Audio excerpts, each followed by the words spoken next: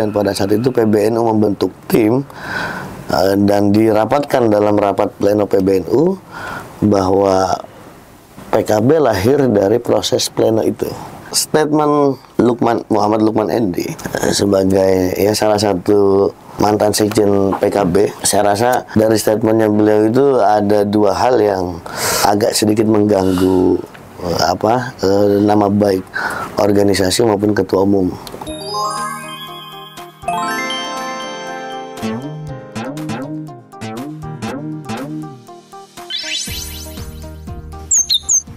Oke, selamat datang Mas Rizky Toparanda, Ketua DPC Kota Bekasi, Ketua DPC termuda di DPC apa?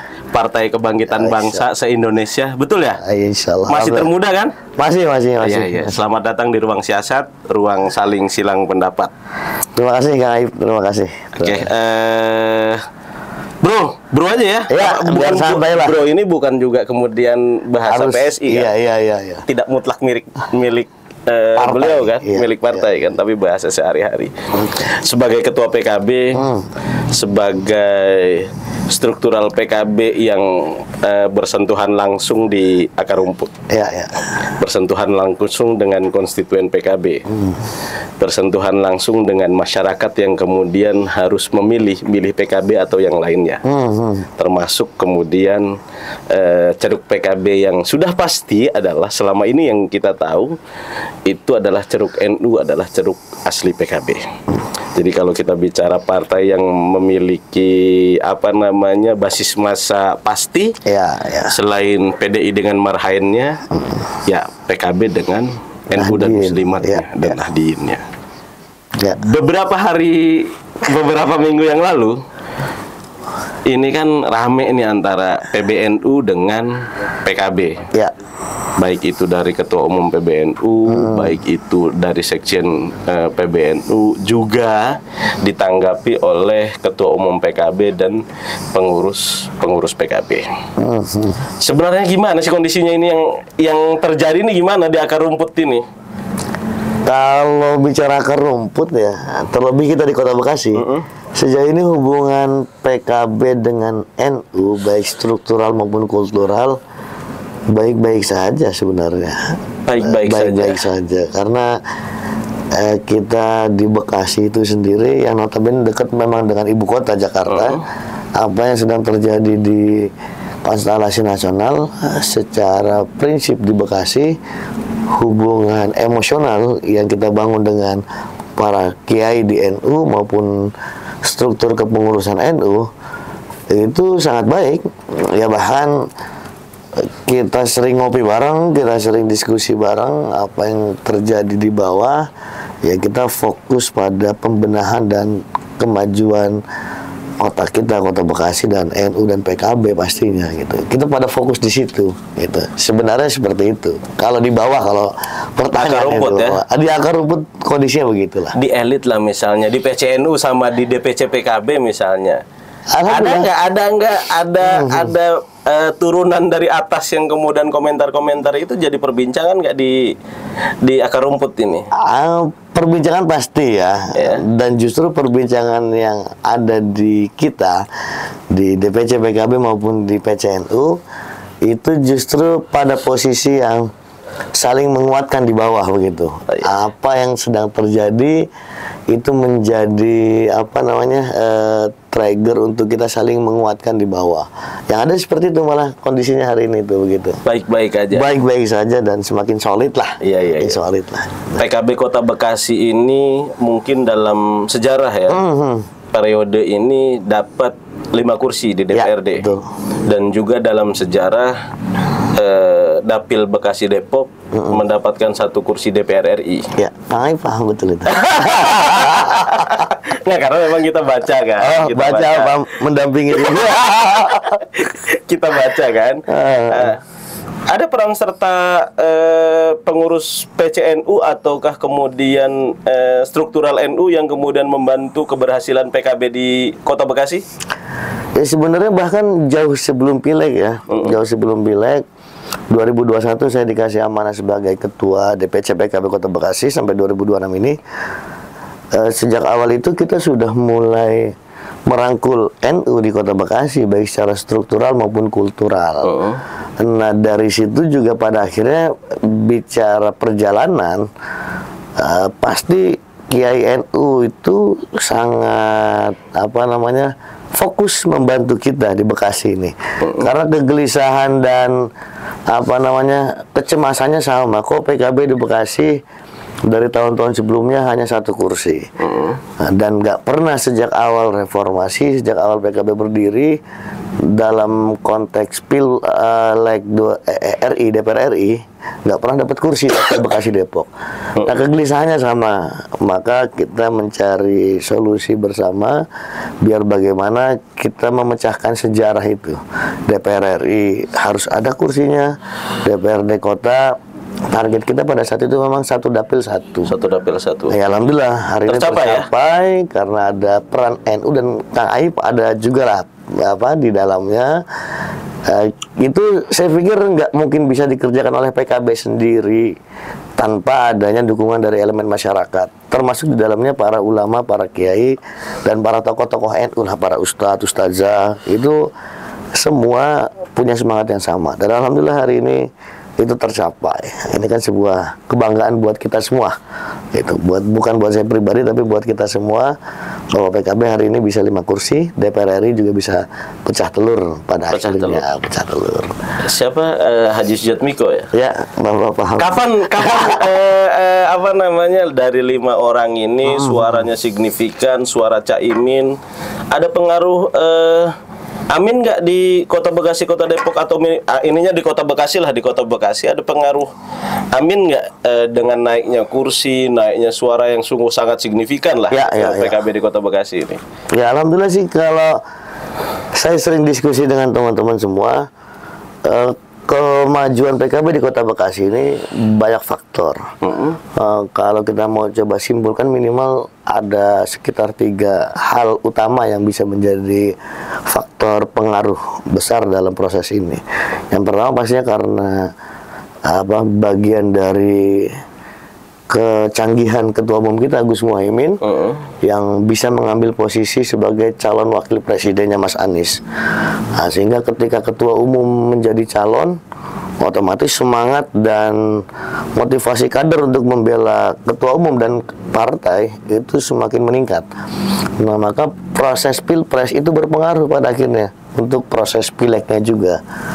Itu yang pertama. Kemudian yang kedua, ada faktor proses rekrutmen awal para caleg, baik caleg DPR RI, provinsi maupun kota, terutama di Kota Bekasi, kita maksimalkan merekrut caleg yang cukup potensial dan punya kekuatan jaringan atau kekuatan-kekuatan yang lainnya, itu yang kita rekrut. Nah, sehingga proses perjalanannya semua caleg bisa bergerak. 50 orang caleg kota kita maksimalkan gerak, RI provinsi juga bergerak. Nah, yang ketiga tentu mesin partai. Mesin partai ini menjadi salah satu elemen penting juga untuk kita bergerak. Nggak mungkin kita bisa memenangkan proses pertarungan kalau mesin partai kita, pasukan kita pada saat itu masih lemah. Nah, ini 3 hal ini pasti yang kita akan maksimalkan sehingga di pileg kemarin kita memperoleh keberhasilan. Dan mesin partai ini pun kita perintahkan di bawah DPC, DPAC, dan Ranting untuk bersinergi dengan elemen masyarakat, terutama NU dan banom-banomnya. Itu menjadi kekuatan tersendiri juga buat kita. Gitu. Berarti memang NU ini jadi ceruk utama PKB pada pileg dan pilpres kemarin? NU itu secara struktur menjadi tujuan kita berkhidmah. Nah, NU secara struktur maupun NU secara kultur sebagai konteks pemilih itu menjadi modal dasar kita, yang pada akhirnya kita nggak mau juga hanya terfokus di situ. Tapi itu menjadi modal awal untuk kita bisa menyebar lebih jauh dan lebih luas proses dukungan dari masyarakat. Karena terus terang kalau di Kota Bekasi itu ya udah heterogen, sehingga banyak kultur masyarakat dengan berbagai macam latar belakang, termasuk dengan organisasi keagamaan yang ada. Itu sangat multikultur gitu. Jadi semuanya kita garap dengan modal utama dari NU. Oke. NU ini modal utama ya? Ya. Jadi memang hubungannya ini kayak anak dan bapak, atau PKB yang memiliki NU, atau NU milik PKB, atau PKB milik NU? Iya, iya. Ini agak-agak lain soalnya, karena banyak Gus Coy kemarin bilang, kemarin lah kita sama-sama bilang, pihak PBNU bilang ya kalau kemudian PKB ini adalah jalan politiknya warga NU. Tapi di sisi lain juga, ya kalau kemudian PBNU-nya seperti ini, PKB juga nggak mau diatur-atur misalnya, kan kayak gitu. Iya, iya, iya. Nah, biar publik enak nih, biar publik enak. Ini hubungan PKBN ini sebenarnya apa? Ya kalau hubungan histori proses lahirnya PKB berdasarkan sejarah, itu tidak bisa dipungkiri bahwa PKB lahir pasca reformasi, dan pada saat itu PBNU membentuk tim dan dirapatkan dalam rapat pleno PBNU bahwa PKB lahir dari proses pleno itu. Nah, maka dalam proses itu kita paham betul para ulama yang tergabung dalam tim dari PBNU itu melahirkan PKB. Jelas di situ PKB lahir dari NU untuk bangsa dan negara Indonesia. Jadi lahir dari NU untuknya kemaslahatan seluruh bangsa dan negara, bukan hanya untuk sekelompok masyarakat, tapi untuk seluruh bangsa dan negara. Itu secara histori memang seperti itu. Dalam perjalanannya kita tetap berpikir mayoritas pengurus PKB mayoritas memiliki latar belakang dari NU pastinya, dan sebagian besar dari kita juga memahami bahwa NU adalah goyah, NU adalah tujuan untuk kita berkhidmat kepada para alim ulama di NU. Maka perjuangan-perjuangan NU itu yang hari ini kita perjuangkan, terlepas dari struktural baik di pusat maupun di daerah, kita melihat secara kelembagaan organisasinya bahwa NU adalah organisasi para ulama yang harus kita perjuangkan akidah Ahlussunnah wal Jamaah Nahdiyahnya, sehingga implementasi dari perjuangan itu apa misalnya. Nah, NU punya perjuangan bagaimana pondok pesantren diperhatikan oleh pemerintah misalnya. Nah, PKB menginisiasi banyak hal dari sisi pemerintah atau parlemen kan. Misalnya menginisiasi undang-undang pesantren misalnya, begitu kan. Nah, kemudian dapat turunannya sampai akhirnya ada dana abadi buat pondok pesantren. Itu kan inisiasi-inisiasi yang kalau bukan PKB yang memulai, saya pikir mungkin partai lain belum tentu akan berpikir ke arah situ. Nah, gitu kan. Termasuk tambang juga nggak? Itu bukan inisiasi dari kita. Oh, itu bukan inisiasi dari PKB. Tapi PKB secara ini setuju nggak dengan tambang ini dikelola oleh ormas keagamaan? Kalau yang saya lihat kan ini kalau memang domainnya dari pemerintah, dalam hal ini lebih ke eksekutif, berarti itu menjadi kebijakan eksekutif bagaimana tata kelola pengelolaan tambang dikelola juga oleh organisasi keagamaan. Nah, maka kita PKB hari ini secara parlemen di legislatif melihat kalau memang itu ada kemaslahatan, ini kan bicara maslahat dan mudorot. Kalau emang lebih banyak maslahatnya ya silahkan, tapi kalau masih ada banyak mudorotnya ternyata, ya berarti kan harus dikaji ulang itu. Nah, ini hal-hal yang menurut saya sih bicara untuk kemaslahatannya bukan untuk individu atau pribadi golongan, tapi untuk kemaslahatan seluruhnya, lebih ke perjuangan dakwahnya pada akhirnya. Dari tambang itu pemanfaatannya akhirnya untuk dakwah NU bisa maslahat jauh nggak? Ini kan mungkin lebih ke situ kalau saya pikir ya, bisa lebih ke situ gitu. Jadi kalau kemudian kita tadi lihat runutan sejarah, NU ini harus PKB, atau PKB ini harus NU, atau harus PBNU lah, atau gimana? biar kemudian enak aja kita. Iya. Karena mau bagaimanapun ini misalnya ini kan rame nih serunya. PBNU merasa memiliki PKB. Ya. PKB merasa tidak dimiliki PBNU hari ini yang berkembang, menurutku ya. Iya. Jadi gimana enaknya ini? Atau gimana? Dari faktor histori tadi, sejarah tadi. Iya. NU dalam hal ini PBNU melalui plenonya melahirkan PKB. Artinya secara rasa kepemilikan, ya NU memiliki partai yang menjadi aspirasi kaum Nahdien di Partai Kebangkitan Bangsa. Nah, kalau bicara NU milik PKB, PKB milik NU itu, saya pikir gini, di PKB sendiri ada beberapa juga yang bukan orang NU, apalagi mohon maaf ya, orang non Muslim ada di PKB itu sah-sah saja dan hal yang biasa. Bahkan PKB hari ini di pemilu 2024 di beberapa daerah yang di situ Islam bahkan minoritas, PKB bisa menang di sana. Artinya PKB tidak memandang suku, agama, ras atau golongan tertentu, sehingga PKB berhak untuk diisi oleh siapapun begitu. Dan dalam hal ini kalau NU secara organisasi merasa bagian dari proses perjalanan PKB, ya mari kita sama-sama membesarkan perjuangan kita di PKB kan begitu.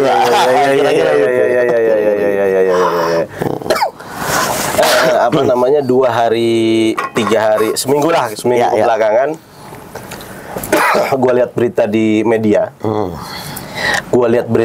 Banyak sekali yang kemudian melaporkan mantan sekjen PKB, Bang Lukman Edi.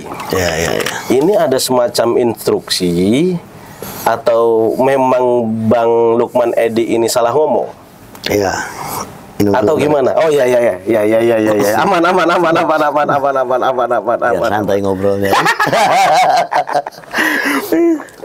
Ya sebenarnya sih gini ya, kalau statement Muhammad Lukman Edi sebagai ya salah satu mantan sekjen PKB, saya rasa dari statementnya beliau itu ada 2 hal yang agak sedikit mengganggu nama baik organisasi maupun ketua umum PKB. Apa sih yang mengganggunya apa? Yang pertama, yang beliau kurang lebih narasinya itu kan mengatakan bahwa peran ulama kiai di PKB sudah mulai ditiadakan atau dihilangkan.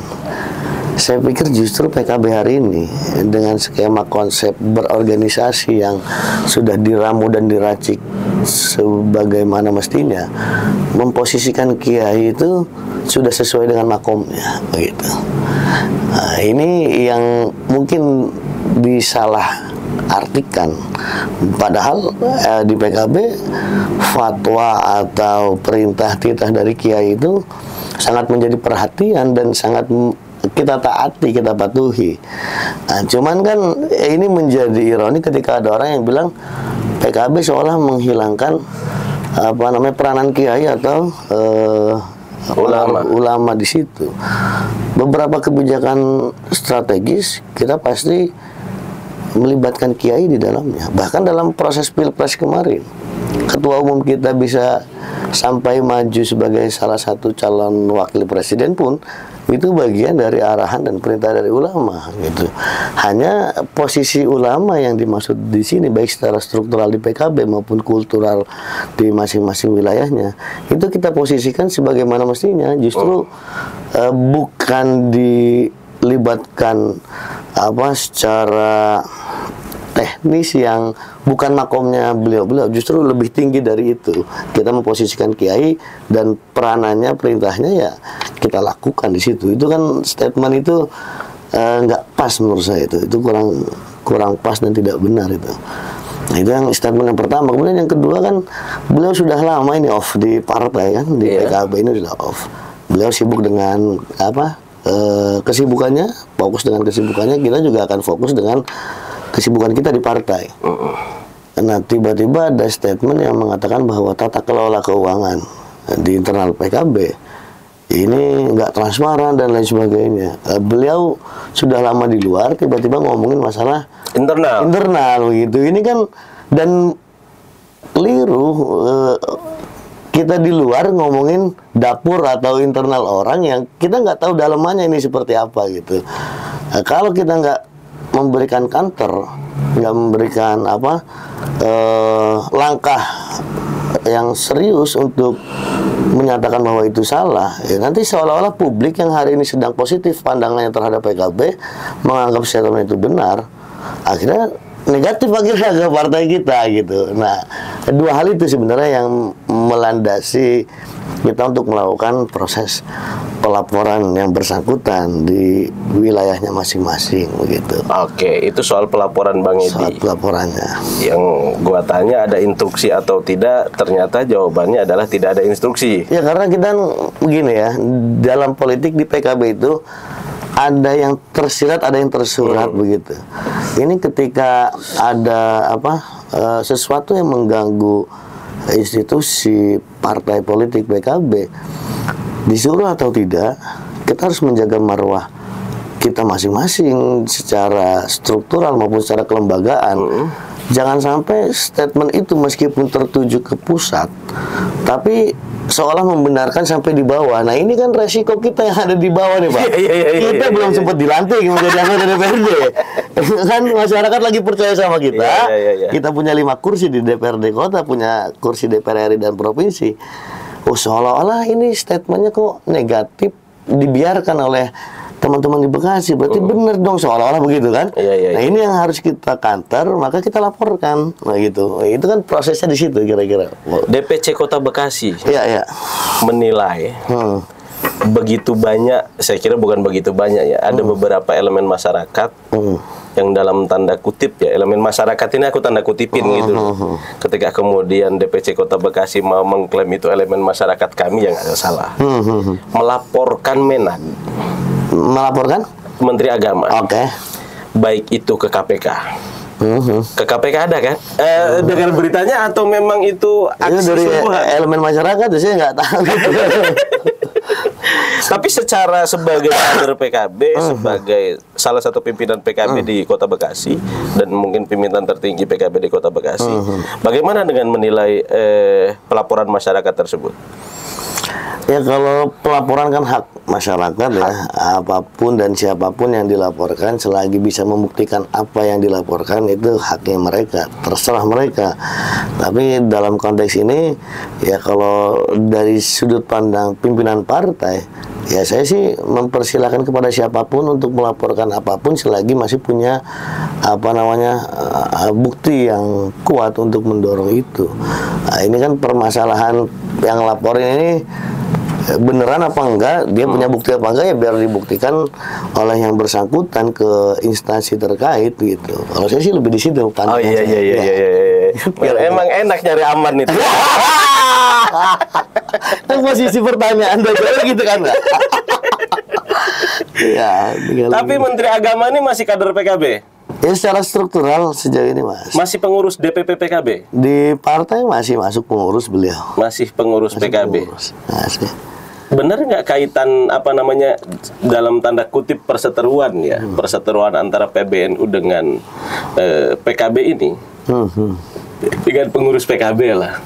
Ada kaitannya dengan muktamar yang akan digelar baru tadi siang saya lihat, baru tadi beritanya saya lihat yang akan digelar di Bali pada akhir bulan Agustus ini. Ada kaitannya dengan itu? Kalau saya melihatnya sih nggak terlalu jauh ada atau tidak adanya.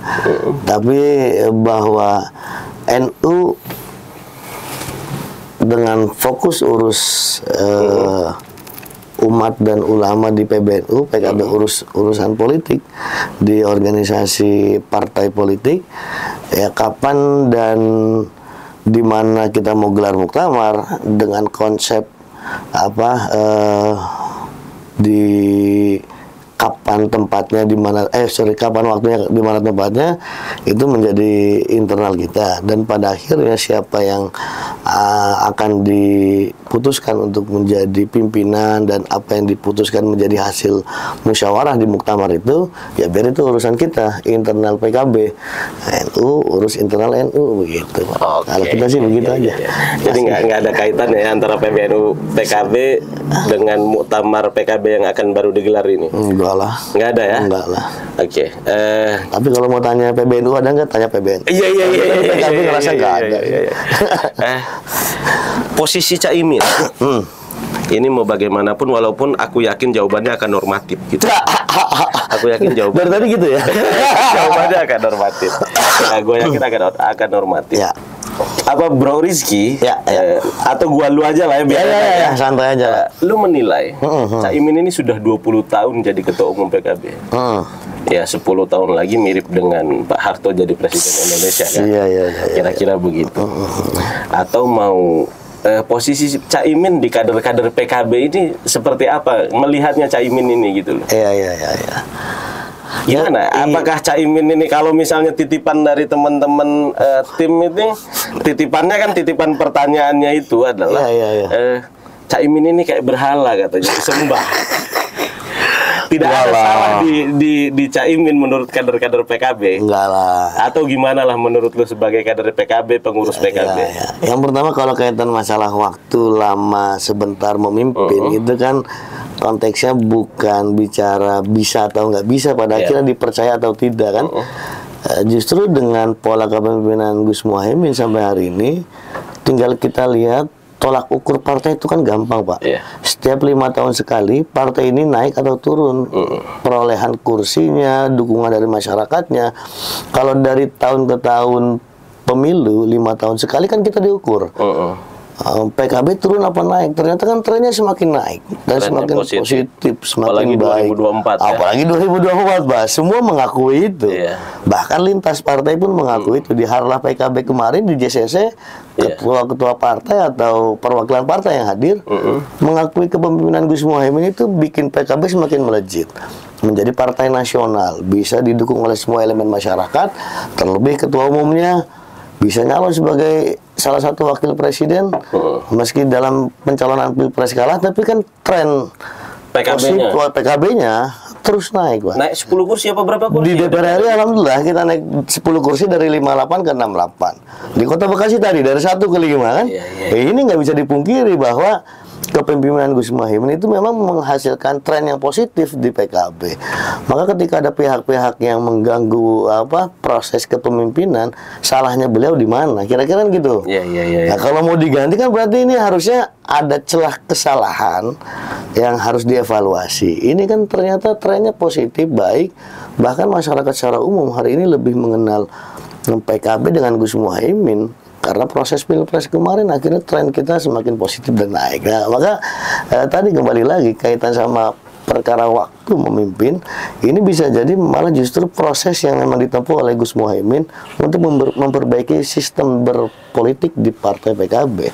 Yang sejauh ini saya merasakan di dalam itu pola kepemimpinannya beliau dengan skema turunannya di bawah itu memang positif dan kita akhirnya bisa solid satu barisan sesuai dengan pimpinan perintah ya kita jalan. Itu kan proses ini memang perlu waktu yang saya pikir Gus Muhaimin sudah menempuh itu step by stepnya bertahap. Sampai sejauh ini bagus dan positif.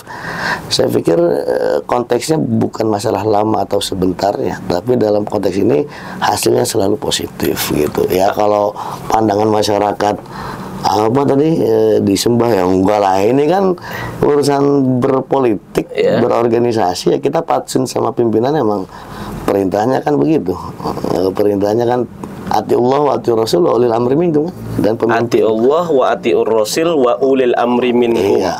Itu ulil amri itu kalau tidak memberikan mafsadat kan? Iya, itu kan poinnya kan di situ. Jadi pemimpin kita dimanapun konteksnya, di organisasi maupun di politik maupun di negara, selagi hal positif yang beliau sampaikan ke kita, diajarkan ke kita, bahwa kita patut untuk fatsun, untuk taat terhadap perintahnya, Pak.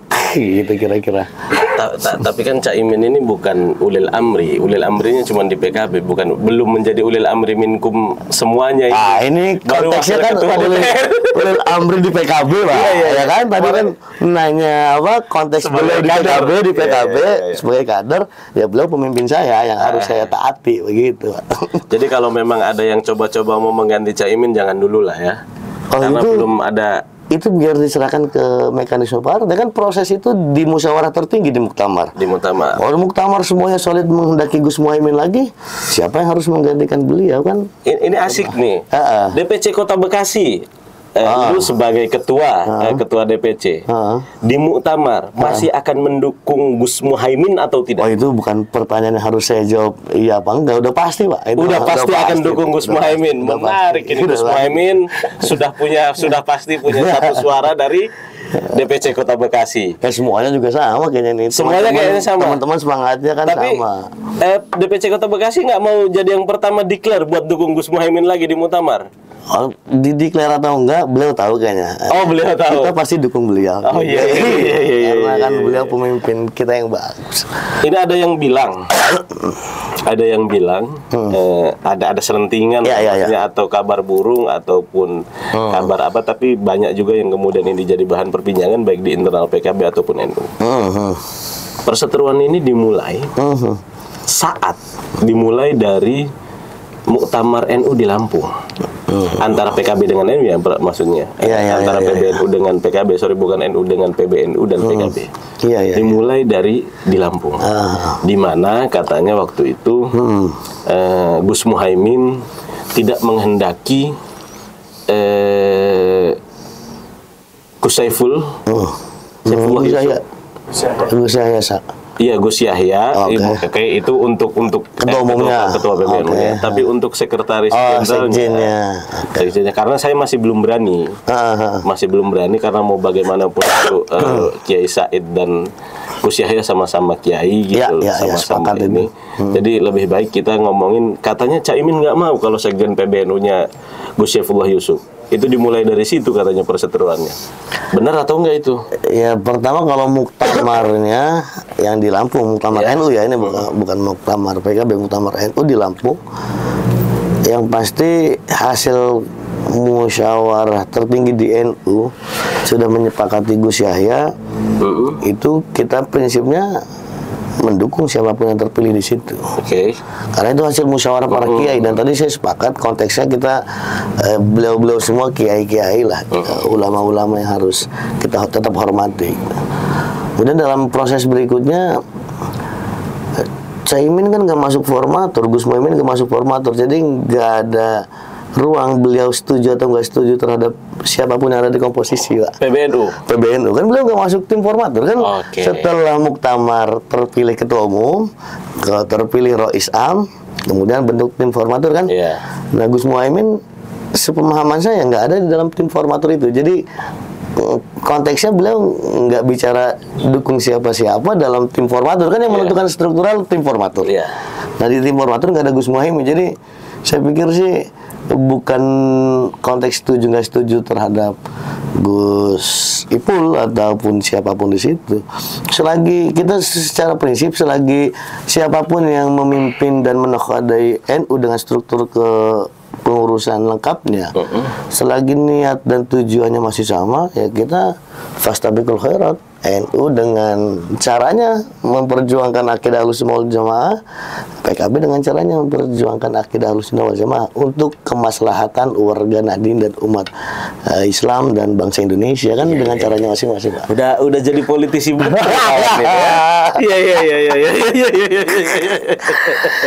Tapi dalam proses itu begitu kira-kira. Dalam muktamar itu ya seperti itu.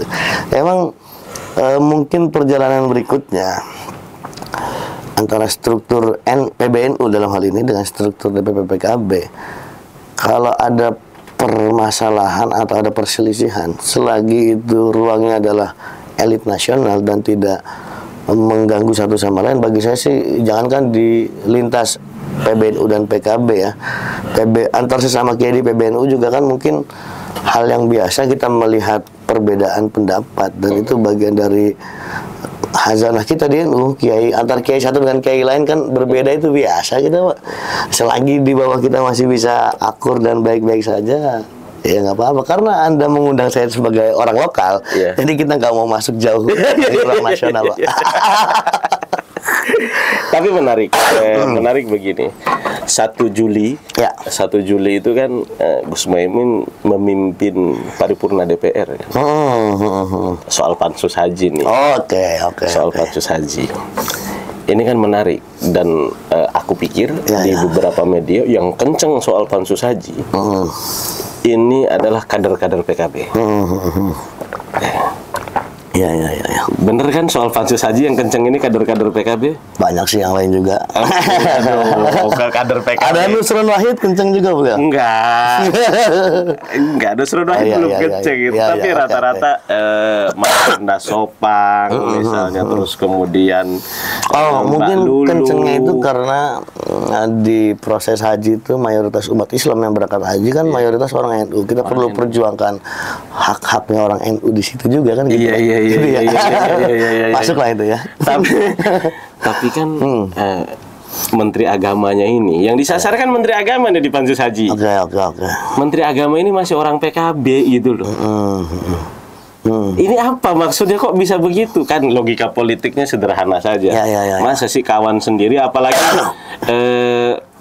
setauku ya, Gus Muhaimin dengan Gus Yakut ini kan masih ada nasab kan? Masih ada nasab misalnya. Ini kenapa kok harus saudara sendiri, partai sendiri yang kemudian harus dipansus? Dan sebenarnya logis atau enggak sih? Atau ini hanya warning doang gitu? Ya, kalau saya lihat begini pada akhirnya, awal mula pansus haji itu kan bukan di 1 Juli sebenarnya, tapi di proses awalnya pada saat masih di Tanah Suci di Mekah, ada rapat lintas partai, banyak semua partai sebagai pengawas dari perwakilan dari DPR, kemudian bermusyawarah dengan Kemenak, ada Gus Yakut juga di situ, yang mempertanyakan tentang beberapa hal kaitan sama haji ini. Nah, di situ bahkan yang mimpin rapat kan bukan orang PKB, malah orang Golkar di situ kan. Ini ya, Sekjen Golkar ya.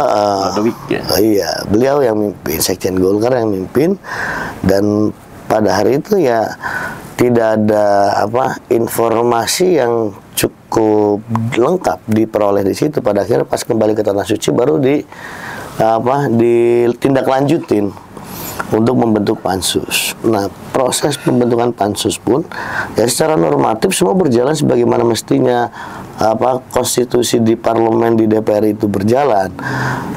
Usulan dan masukan dari semua fraksi kita dengar dan semua mayoritas sudah setuju, maka dilanjutlah proses ini. Dan sederhananya kan ini hanya membutuhkan keterangan lebih jauh. Toh kalau memang ternyata nggak ada permasalahan, hanya ada misinformasi, tinggal disampaikan informasi yang miss itu di mana kan gitu. Sebenarnya kan di situ semangat awalnya di situ, Pak. Ini terlepas dari siapa dan partai apa.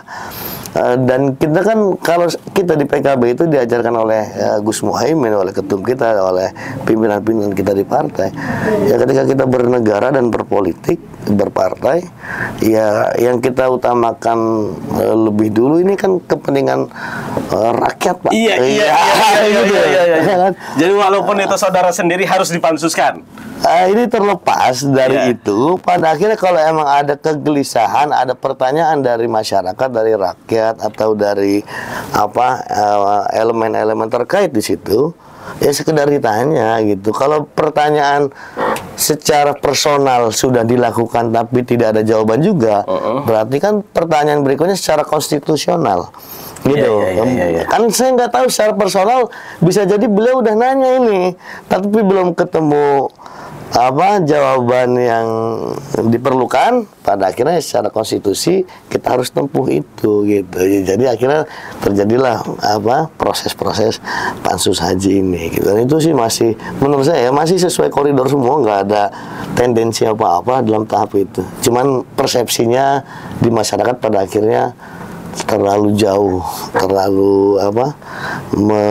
terlalu melebar kemana-mana. Terlebih dengan proses itu akhirnya ada PBNU juga di dalamnya dan lain sebagainya, itu kan jadi melebar akhirnya. Awalnya kan di situ aja sebenarnya itu. Nah, sebagai kader partai PKB dengan ketua umumnya kemarin gagal menjadi calon wakil presiden. Tapi beberapa hari yang lalu Caimin itu bertemu dengan presiden terpilih. Harapan lu sebagai ketua DPC, sebagai kader PKB, gimana baiknya PKB di pemerintahan Pak Prabowo Gibran ini nanti ke depan itu ya? Baiknya di mana? Posisinya di luar kah? Ya. Ataukah kemudian ikut serta ke dalam kah? Ataukah kemudian kita tetap berada di jalur tengah, jalur wasatiyah gitu loh? Iya. Menarik gitu. Gimana? Yang pertama sih proses tadi ya. Gus Muhaimin calon presiden, kemudian beliau kalah sebagai ketua umum kita. Ya berarti ini bagian dari introspeksi diri kita nih, terutama gua kader-kader teman-teman di bawah. Ini berarti kita kemarin belum terlalu udah maksimal tapi belum mencapai harapan kita beliau terpilih kan gitu. Tapi ini belum sampai ke situ. Tapi dengan proses ini kita melihat bahwa disinilah kebijaksanaannya ketua umum kita, Pak. Menarik. Gitu, Pak. Beliau nyalon kemudian kalah sebagai calon wakil presiden, tapi beliau tetap riang gembira karena partai yang beliau pimpin mengalami tren yang positif yang baik. Artinya beliau lebih mementingkan kepentingan bersama di partai politik ketimbang kepentingan pribadi. Beliau secara pribadi nggak jadi, tapi partainya naik, beliau happy, beliau riang gembira. Bukti bahwa beliau mementingkan gerbong bersama di sini. Ini kan sama konteksnya misalnya nih, gua nyalek kemarin, gua misalnya gagal tapi teman-teman jadi kursi nambah, tapi gua nggak jadi. Ini kan ada gelisah sebenarnya kalau gua di situ ya. Sedih juga. Gua ketua partai, teman-teman kursi nambah, naik, tapi gua nggak jadi, itu kan sedih juga gitu. Tapi dan kursi ketua DPC terancam lah kalau kayak gitu ya. Ya, kalau di DPC mungkin, Pak. Kalau di DPC mungkin. Tapi kan ketua umum kita bijaksana di situ. Beliau nyalon gagal tapi partainya naik dan beliau tetap memberikan semangat motivasi ke kita bahwa ini merupakan awal juga untuk peningkatan PKB hampir di seluruh Indonesia, dan akhirnya di 5 tahun yang akan datang kita harus mempersiapkan juga ini. Nah, yang pertama di situ posisinya, dan yang kedua itu kalau kaitan sama ruang PKB di dalam, di luar atau di tengah, saya juga nggak tahu kalau di tengah itu di mana itu kan. Ini sebenarnya dengan kejadian yang pertama tadi bahwa Gus Muhaimin lebih mementingkan kepentingan kolektif kita di partai ketimbang kepentingan pribadi. Ini pada akhirnya beliau akan memutuskan maslahat dan mudarat untuk kepentingan kita bersama di partai, begitu Pak. Jadi masih benar-benar ngamalin darul mafasid muqaddamu ala jalbil masalih. Wah, itu penting buat jadi makwala-makwala kita, ulama-ulama kita itu menjadi landasan-landasan kita Pak dalam menentukan sikap di politik gitu. Kalau beliau menganggap bahwa ya sudah hari ini untuk keberlangsungan kebaikan partai dan masyarakat secara umum kita harus ada di dalam, ya itu bagian dari ijtihad politiknya beliau gitu kira-kira Pak. Tapi kalau emang harus di luar, itu yang terbaik menurut kita, ya kita prinsipnya ikut bagaimana ijtihadnya beliau. Sebagai kader tidak mau usul, baiknya di dalam atau di luar? Kalau usul saya sih untuk urusan lokal saja. Kalau untuk urusan nasional biar usulnya para pimpinan di nasional gitu Pak. Toh juga kebijakannya sudah ada elit-elit nasional lah. Muktamar itu barusan diumumkan tanggal 24-25. Ya. Agustus ya. Agustus. Dan aku pikir ini terlalu waktunya sangat dekat sekali. Ya, ditambah lagi mungkin beberapa kader PKB itu harus mempersiapkan pelantikan untuk di DPRD. Gue tanggal 26 pelantikan itu bos. Bukan, selamat dulu kita anggota Dewan terpilih. Nanti setelah tanggal 26 aku WA Pak Dewan gitu. Enggak juga sih sebenarnya. Cuma paling nggak saya balas aja. Ya, itu kan tanggal 24, 25. Tanggal 26 ente misalnya lu pelantikan, dan mungkin beberapa kabupaten kota yang lain juga banyak yang pelantikan. Tanggal 27-nya itu sudah pendaftaran pilkada serentak. Ini nggak terburu-buru atau memang ini hasil dari pertemuan Gus Muhaimin dengan presiden terpilih? Sebenarnya kalau bicara timing tadi yang saya sampaikan, waktu dan tempat itu menjadi domain DPP karena memang muktamar ini forum tertingginya partai yang ngambil keputusan kapan dan di mana itu DPP. Tapi informasi dan diskusi yang sejak awal sudah mulai digaungkan di internal PKB itu sejak setelah Pilpres beberapa bulan kemudian sudah mulai diskusi kapan mau muktamar, sebelum atau setelah pilkada dan lain sebagainya, itu sudah mulai dibahas. Bahkan secara struktural mungkin kepanitiaan di DPP sudah dibentuk. Maka ini kan pada akhirnya mau melibatkan, mengundang para pihak. PKB punya timing waktu yang sekiranya pihak-pihak yang diundang juga bisa hadir. Saya rasa lebih di situ sih sebenarnya. Lebih di situ.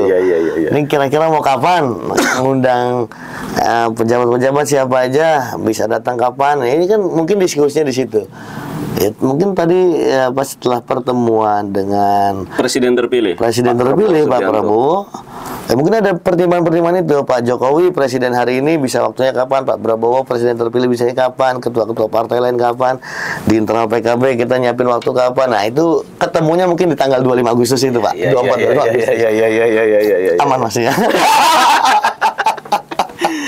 Gini,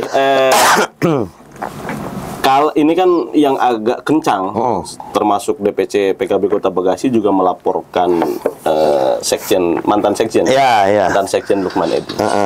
Bagaimana kemudian kalau setelah muktamar ini, lu sebagai kader, setuju nggak kalau kemudian Pak Lukman Edy ini balik lagi ke PKB? Atau misalnya jadi pengurus DPP PKB lagi lah? Nah, kan kalau gua sih di bawah ya, siapapun yang mau masuk dan keluar PKB, kalau bicaranya di DPC, gua bisa ngambil kebijakan. Tapi kalau bicara di DPP, ya itu kebijakannya para elit kan. Siapa yang mau masuk, siapa yang mau keluar, itu kebijakan DPP. Yang kedua juga, yang bersangkutan sendiri belum tentu mau atau enggaknya kan kita juga nggak tahu ini. Pak Lukman Edy sendiri dengan posisi hari ini beliau udah di salah satu BUMN, kan nggak boleh berpolitik praktis orang-orang BUMN kan? Ya BUMN kan sebentar lagi ganti, bisa jadi ganti lagi. Gitu ya, berarti harus ditanya yang bersangkutan tuh. Mau nggak masuk lagi nih gitu? Sebagai kader nih, lu berharap beliau dengan segudang pengalaman, dengan segudang prestasi lah misalnya, kalau kemudian beliau balik lagi ke PKB gimana? Nah, gue sih pada prinsipnya nggak ada masalah tadi ya. Mau masuk mau keluar siapapun, selagi itu kebijakannya para elit, ya monggo silahkan. Tapi kalau hari ini beliau yang bersangkutan Pak Lukman Edy itu sudah membuat statement yang mengkritisi jauh di luar fakta yang ada di PKB, ini kan perlu dipertimbangkan jauh juga, Pak. Kalau udah jelek-jelekin PKB, sekarang mau masuk PKB, kan ngapain? Kemarin udah jelek-jelekin misalnya. Ya ini kan bukan perkara setuju atau nggak setuju pada akhirnya, tapi pertimbangan-pertimbangan itu pasti menjadi tolak ukur kita ya di bawah. Kalau beliau kemarin anggap gini, kalau mau mengkritisi internal, ruangnya di internal dong kan gitu, nggak perlu ke publik gitu kan.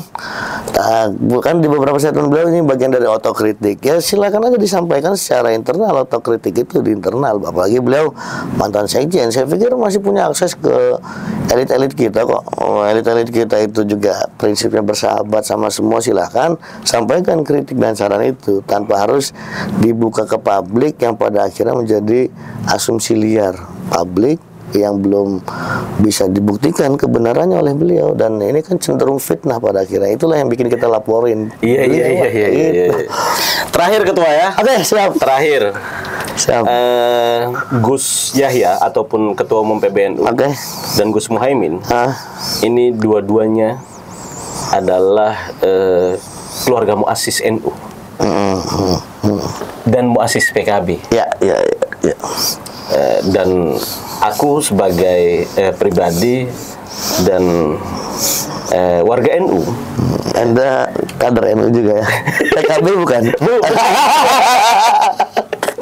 Ini kenapa jadi gue yang dipotong? Dua-duanya nih melihat perseteruan ini.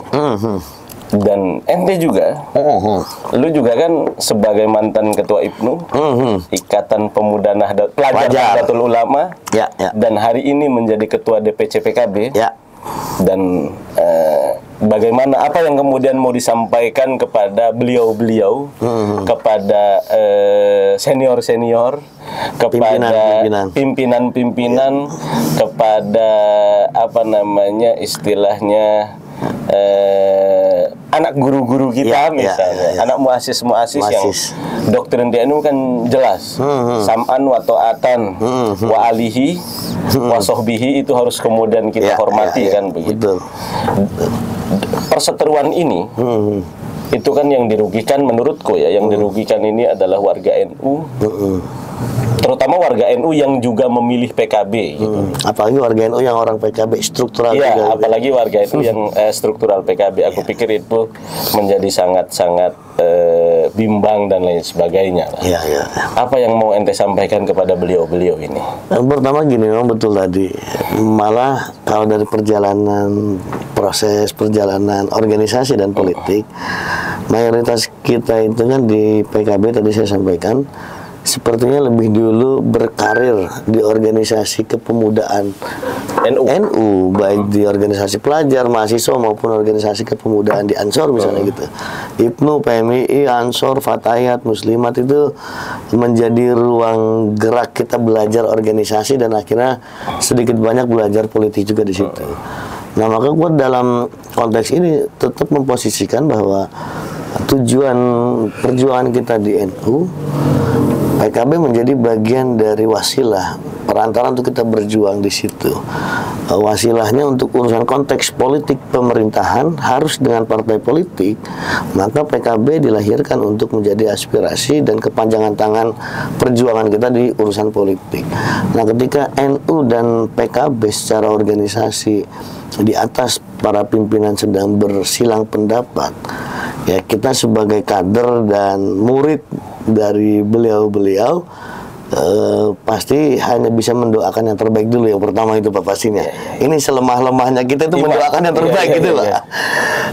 Kemudian yang kedua, kadangkala di NU dan PKB ini kan mau kenceng kayak apa berseteru, tapi ujung-ujungnya ada cara yang di luar nalar, tapi baik-baik saja akhirnya semuanya begitu.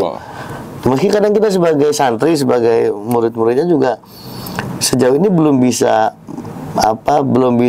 membaca langkah berikutnya sehari dua hari ke depan NU mau bagaimana, PKB mau bagaimana.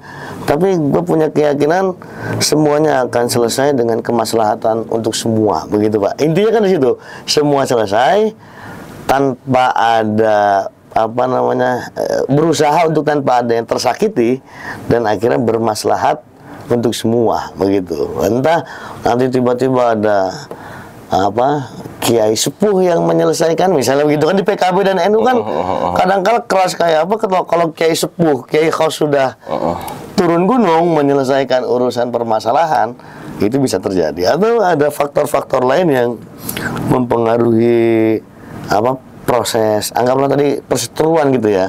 Saya dari tadi nggak mau ngomong kalimat perseteruan, saling silang pendapat, saling silang pendapat itu. Ini kan saya pikir ada faktor atau aktor yang bisa menyelesaikan itu. Dengan cara apa dan bagaimana, itu yang kadang kita nggak tahu nih. Karena di NU itu sering-sering begitu Pak, seolah kiai ini beda segala macam, tapi tiba-tiba selesai dengan sendirinya dengan orang-orang di balik layar yang berperan di situ. Kita sebagai santri ya akhirnya bisa mengambil pelajaran dari proses-proses itu. Ini harapan gue sih selesai dengan maslahat untuk semua gitu. Tapi bagaimana caranya biar beliau-beliau lah yang lebih paham begitu. Oke. Terima kasih Ketua. Aman ya? Aman. Oke. Aman amin kita. Siap.